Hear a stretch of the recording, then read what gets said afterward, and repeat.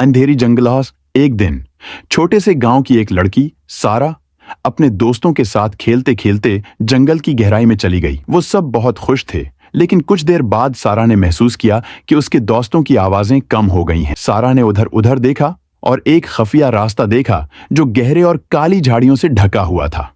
वो रास्ता उसे मजीद दिलचस्प लगा तो उसने हिम्मत बांधकर आगे बढ़ना शुरू किया।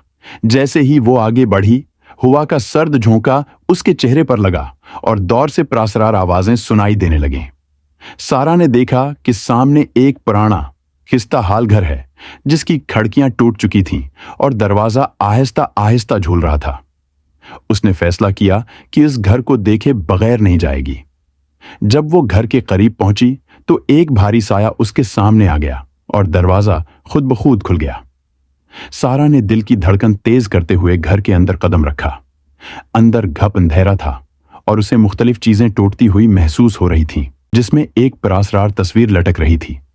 तस्वीर में एक छोटा लड़का नजर आ रहा था जो बहुत अफसरदा लग रहा था। सारा ने वो तस्वीर उठाई तो एक करची की आवाज आई।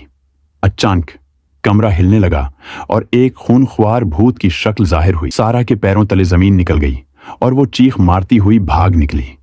बाहर निकलते ही सारा ने तेजी से गांव की तरफ दौड़ लगाई और अपने दोस्तों को बताया कि वो घर की तरफ वापस न जाएं। सबने सारा की बात मानी और उन्होंने जल्दी से जंगल छोड़ दिया।